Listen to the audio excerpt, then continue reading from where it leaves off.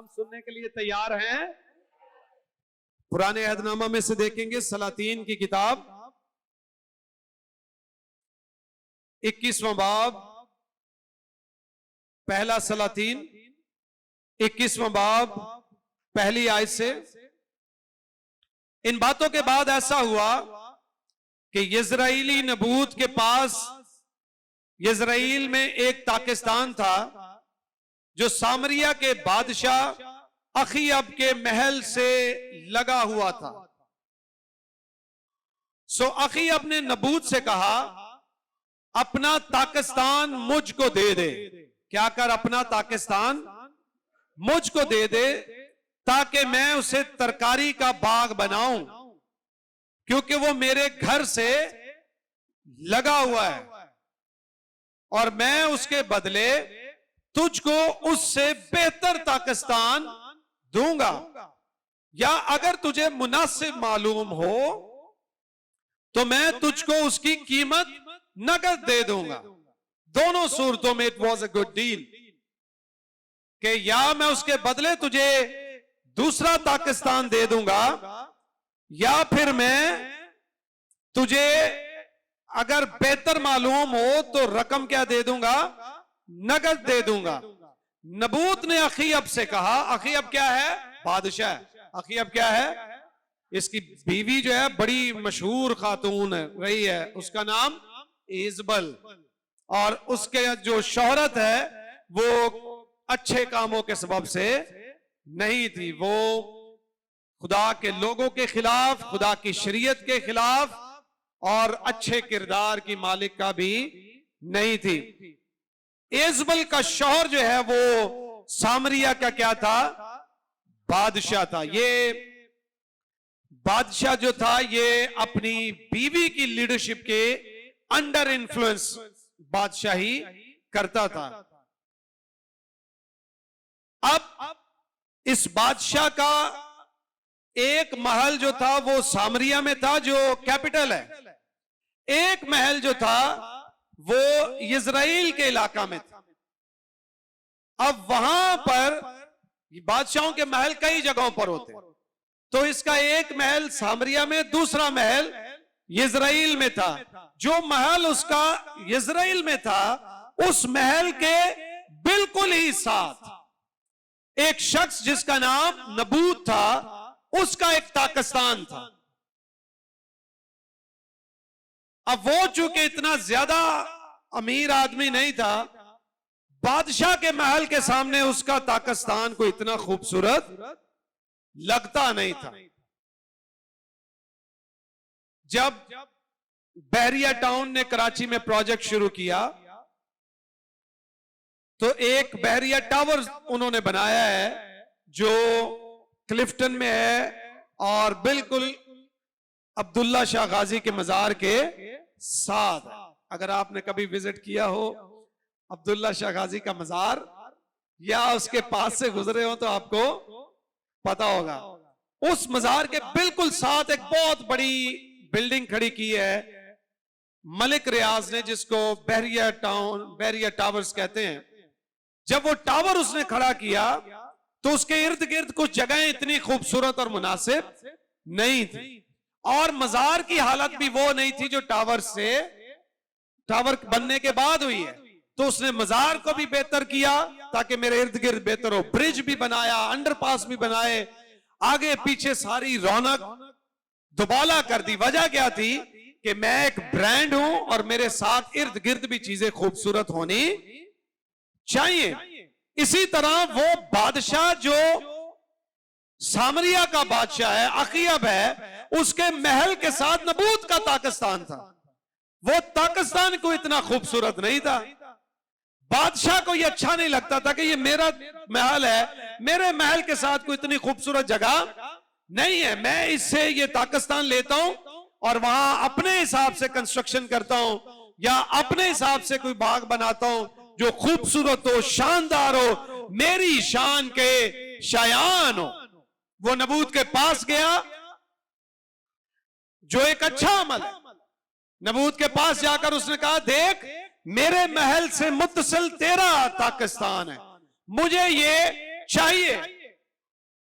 बादशाह जबरदस्ती भी कर सकता था, लेकिन उसने एक डील उसके सामने रखी कि 2 ऑप्शंस हैं तेरे पास, मैं इसके बदले तुझे दूसरा पाकिस्तान दे देता हूं, या फिर अगर तुझे पैसे चाहिए तो कैश मुझसे ले ले, लेकिन मुझे ये पाकिस्तान चाहिए।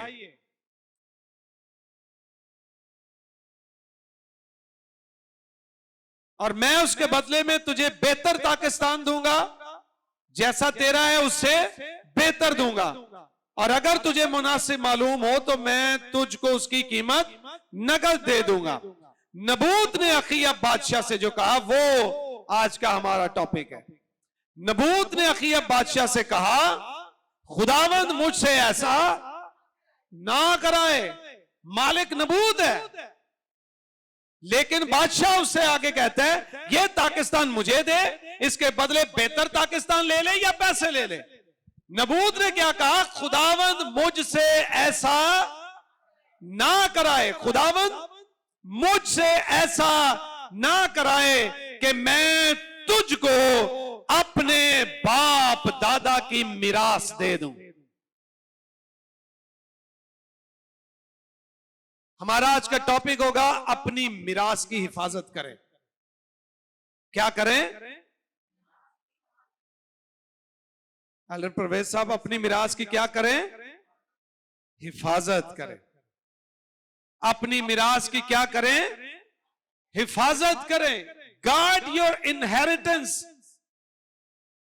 अपनी मिरास की हिफाजत करें। मिरास जो है वो विरासत में मिलती है। जो आपके पेरेंट्स, आपके ग्रैंड पेरेंट्स, आपकी फैमिली से आपको मुंतकिल होती है, उसे क्या कहते हैं? ये मिरास में चीज मिली हुई है। जैसे बाइबल में लफ्ज इस्तेमाल किया गया, औलाद खुदावंद की तरफ से क्या है, यानी असल में ये उसकी है और वो हमें देता है ताकि हम उस औलाद को पालें, संभाले, परवरिश करें। है खुदा की जिसने हमें वो औलाद दी है। पेट का फल खुदावंद की तरफ से, और जो किसी की तरफ से होता है असल मालिक वो होता है। सो मिरास जो है उसका असल मालिक कोई और होता है, और हम चूंकि उसके साथ जुड़े होते हैं, कनेक्टेड होते हैं, हम सेम फैमिली से होते हैं, सेम घराने से होते हैं, हमारी ब्लड लाइन सेम होती है, हम उस विरासत में से हिस्सा पाते हैं। सो नबूत ने कहा, खुदावंद मुझसे ऐसा ना करे, ऐसा ना कराए कि मैं अपने बाप दादा की मिरास को बेच दूं, अपने बाप दादा की मिरास का सौदा करूं, अपने बाप दादा की मिरास पर समझौता करूं। मिरास पर समझौता नहीं होना चाहिए। मिरास 2 तरह से है, एक जिस्मानी मिरास भी है और एक रूहानी मिरास है। बहुत सारी चीजें हमें विरासत में मिलती हैं, और विरासत में सिर्फ प्रॉपर्टी नहीं मिलती है। विरासत में सिर्फ प्रॉपर्टीज नहीं मिलती हैं, विरासत में सिर्फ बैंक बैलेंसेस नहीं मिलते हैं। विरासत में हमें और बहुत सारी नेमतें और बरकतें जो हैं वो मुयस्सर आती हैं। कईयों विरासत से गुस्सा मिले है। जब कोई बच्चा गुस्सा कर रहा होता है, ਇਹਦਾ ਪਿਓ भी बड़ा गुस्से है, विरासत में मिला, दादा भी है ना देंगे। कईयों को विरासत में बीमारियां मिली हैं, मां भी शुगर सी, बच्चे ने भी शुगर, अगों में ये क्या मुंतकिल जो चीज होती है वो पीछे ब्लड लाइन से मिलती है। कई एक बच्चियों के हाथों में टेस्ट बहुत होता है, और दुनिया क्या कहती है, यदि मां तो ये नेमत बरकत मिली।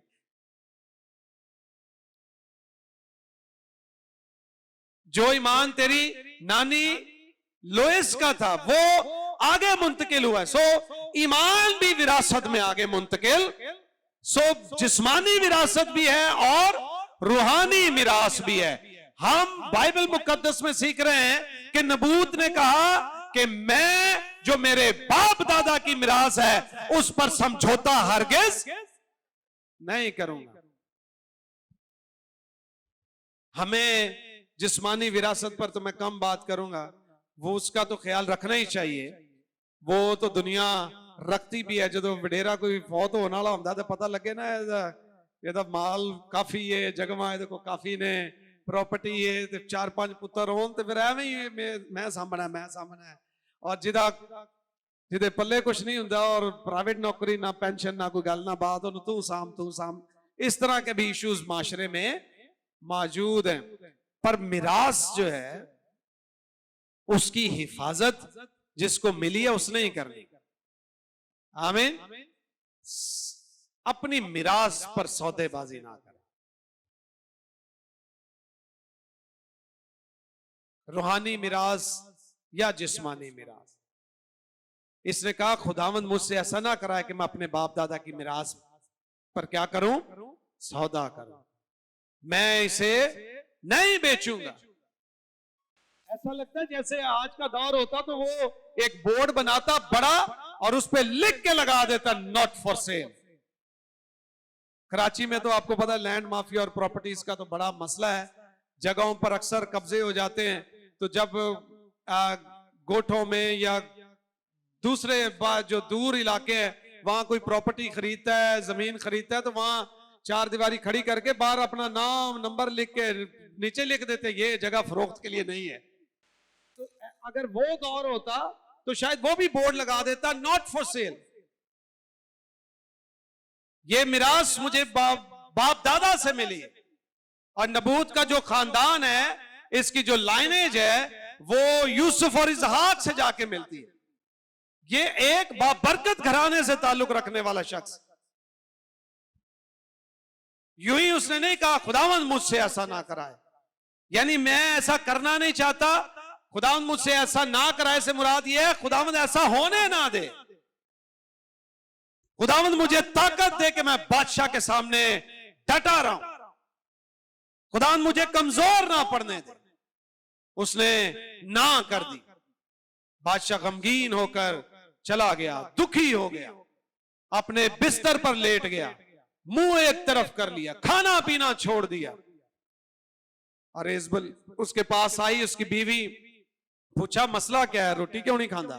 कहने लगा मुझे ये पाकिस्तान चाहिए। मैंने नबूत से कहा, नबूत ने मैनू साफ ही मना कर देता है। इजबल ने वही बात की जो आजकल कई एक बार बीवियां नहीं करती बंदे तड़ान ले। इजबल ने उससे कहा तेरी सामरिया में इतनी हुकूमत है, ये बाइबल में लिखा हुआ है। उसे तड़ा थोड़ा जोश दिलाने के लिए कि एडा तू बादशाह है। कहने लगी तेरी इतनी हुकूमत है। मतलब आपको पता है खवातीन के एक बार चंगे भले बंदे का दिमाग खराब कर दे, मतलब तू इन्हें जोगा भी नहीं तो वो अगो तिड़ पैदा हो। अच्छा तो ये तिड़ना नहीं। इजबल बादशाह ने कोई अच्छा रिस्पॉन्स नहीं दिया। बादशाह ने कहा जो प्रॉपर डील बनती थी मैंने उसे दी, उसने नहीं कबूल की, जो लीगल चीजें थी। इजबल ने उससे कहा तू बह जा, फिर इतना मैं निबड़नी है।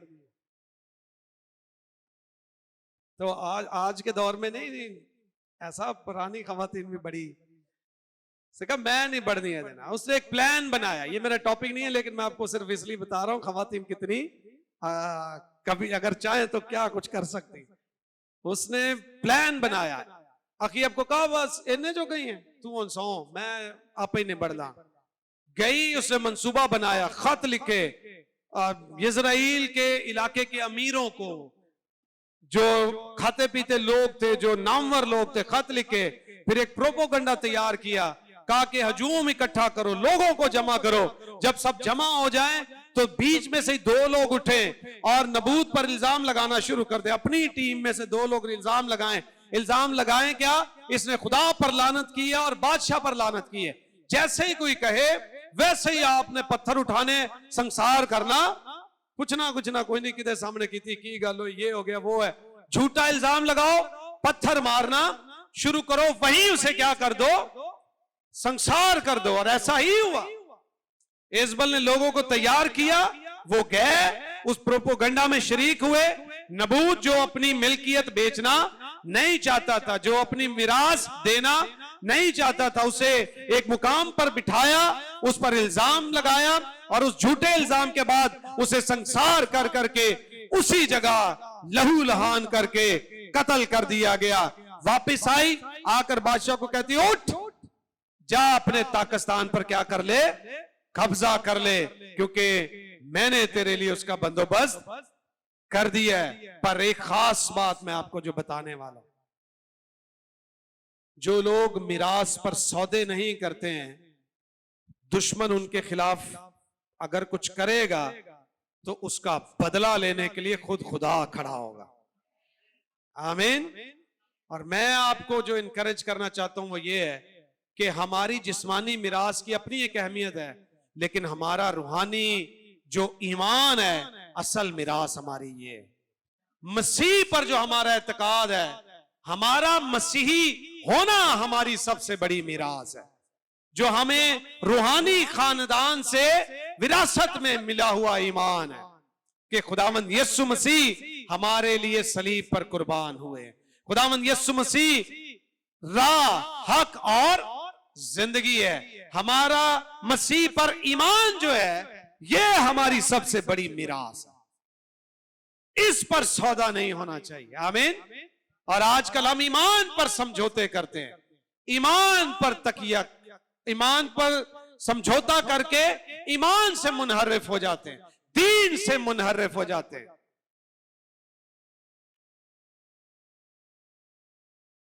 बच्चियों को वर्गला कर शादी गैर मज़ाहिब में करा ली जाती है। वजह क्या है? उन्हों को गड्डी है, नौकरी सही है, गाड़ी, रुपए, पैसे, बंगलों, दौलतों पर मिरास के सौदे नहीं होते। बादशाह ने उससे कहा इससे बेहतर पाकिस्तान दूंगा। उसने कहा जितना मर्जी बेहतर दे, मैं अपनी मिरास का सौदा नहीं करूंगा। आप और मैं इस जगह जहां रहते हैं, वहां रोज हमारे ईमान का सौदा करने के लिए लोग हमें वर्गलाते हैं, हमें उकसाते हैं। और हमें करना क्या चाहिए? मैं अपने ईमान का सौदा, इससे बेहतर क्या ऑफर मुझे कर सकते, उससे रद्द करने की जरूरत है। आमीन। जो मसा खुदा ने हमें दिया है उस पर सौदा ना करें, जो नेमतें खुदा ने हमें दी हैं उस पर सौदेबाजी ना करें, जो ईमान खुदा ने हमें दिया है, जो निजात हमें खुदा ने दी है, जो कफारा उसने हमारे लिए अदा किया है, इस रूहानी मिरास पर सौदा ना करें। छोटी छोटी प्रमोशंस, झूठे प्यार मोहब्बत के वादे,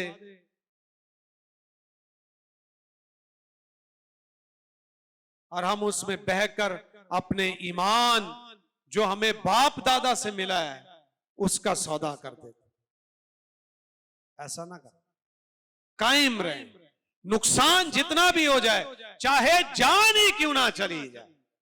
इसलिए तो पौलुस रसूल कहता है कि मरना मेरे लिए नफा है, जीना मेरे लिए और मरना मेरे लिए नफा है। मैं सौदा नहीं करूंगा।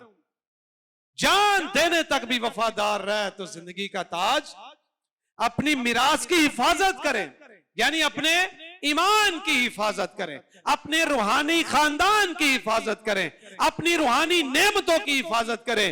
वो बरकतें, वो नेमतें, वो ईमान जो नस्लों से आप में चलता हुआ आ रहा है, वो कफारा जो मसीह ने अदा किया है, वो फिदिया जो उसने दिया है, उसका सौदा कभी ना करें। ना पैसे की बुनियाद पर, ना शोहरत की बुनियाद पर, ना मोहब्बत की बुनियाद पर, ना शादी की बुनियाद पर, ना प्रमोशंस की बुनियाद पर, ना टाइटल्स, किसी भी बुनियाद पर रूहानी विरासत का सौदा ना करें। अपने ईमान को कहें नॉट फॉर सेल। हर चीज पर हम बात कर सकते हैं, लेकिन जब बात ईमान और मसीही की हो, फिर हम अपनी जान देने के लिए तैयार हैं, लेकिन ईमान से मुनकर होने के लिए तैयार नहीं है। नबूत ने कहा नहीं देता मैं अपनी प्रॉपर्टी, ये मेरे बाप दादा की मिरास, नहीं देता।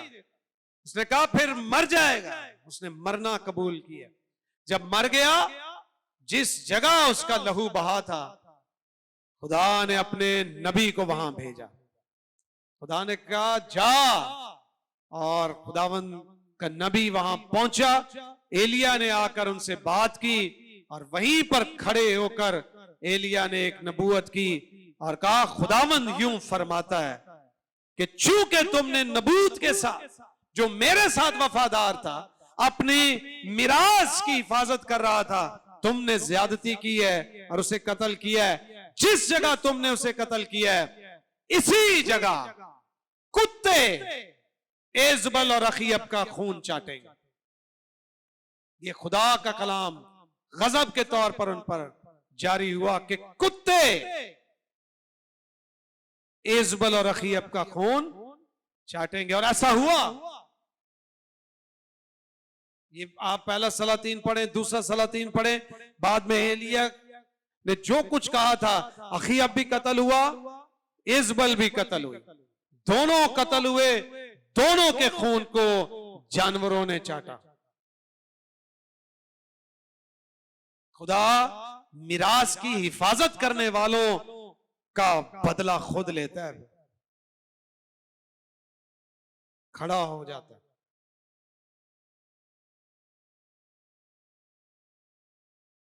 इसलिए ईमान रखें, आमीन, और अपनी मिरास के लिए खड़े। आपके आज के जो फैसले हैं ये आपकी नस्लों पर असरअंदाज होते हैं। एक गलत फैसला नस्लों पर असरअंदाज होता है।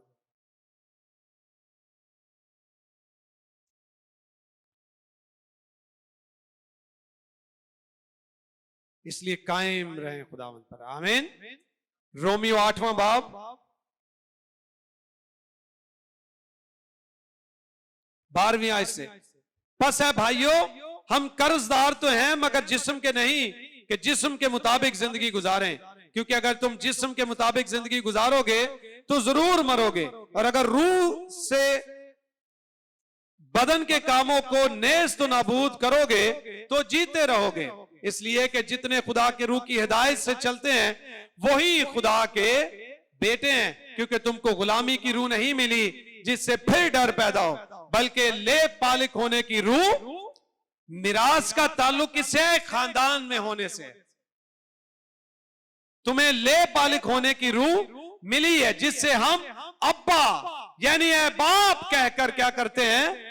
रोज हम उसे अब्बा यानी है बाप कहकर पुकारते हैं। रूह खुद हमारी रूह के साथ मिलकर गवाही देता है कि हम खुदा के फरजांद हैं।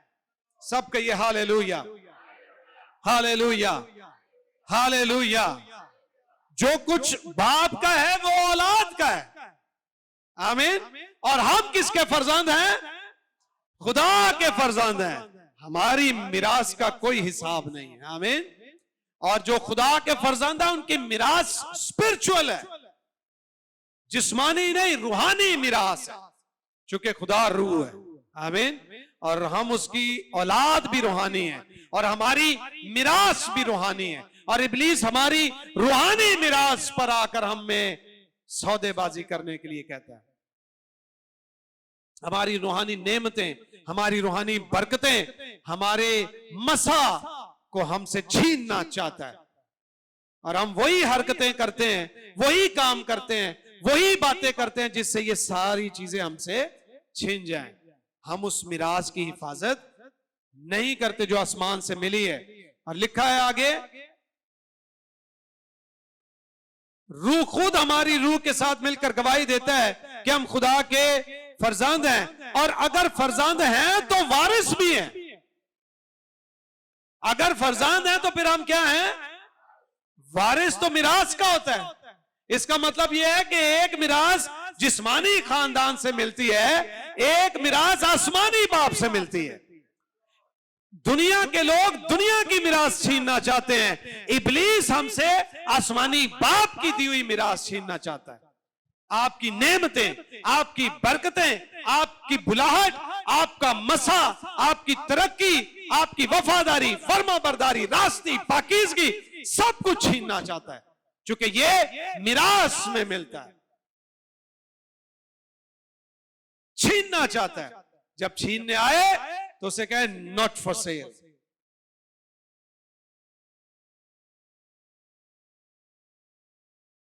चालाकियां होशियारियां कर करके कई एक लोग आगे बढ़ने की कोशिश करते हैं। इब्लीस वफादारी को कहता है अगर तू वफादार नहीं रहेगा, शरारती हो जाएगा और ये वाली शरारत करेगा, मैं तेनू प्रमोशन दवा देंगा। हम फिर टाइटल्स के चक्कर में पड़ जाते हैं, शरारतें, झूठ, फ्रॉड, फ्रेब, और अपनी जो रूहानी मिरास है उसको जाया कर देते। हमारी मिरास सच्चाई है, आमीन। हमारी मिरास पाकीज़गी है, हमारी मिरास ईमान है, हमारी मिरास खुदा पर भरोसा है, तवक्कुल है, वफादारी है, रास्ती है, ताबेदारी, फर्माबरदारी। ये है जो हमें ईमानदारों को रूहानी खानदान से मिला है। तुम में लड़ाइयां, झगड़े, नफरतें कहां से आ गई? ये हमारी मिरास नहीं है।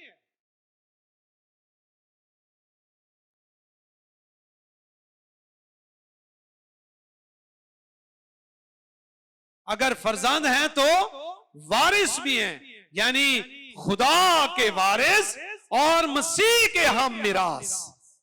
किसके हम मिरास? जैसे मेरा छोटा बेटा नहमाया जरमाया का हम मिरास।